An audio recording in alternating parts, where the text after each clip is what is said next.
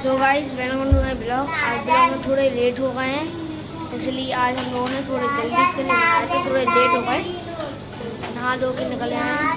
दादी मंदिर साफ सफाई कर रही हैं, दिखाते हैं आपको। गाइस दादी मम्मी बैठी हैं, दादी पूरे मंदिर, भगवान जी बैठे थे, ये पूरे मंदिर की साफ सफाई कर रही हैं दादी।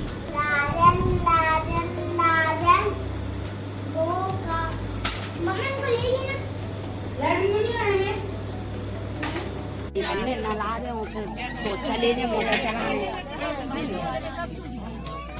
सुबह ही मैं तो तुम्हें दिक्कत ना होगा खाने की। अब काम भी करना चाहिए, काम हो जाए और हम पढ़ा भी चले।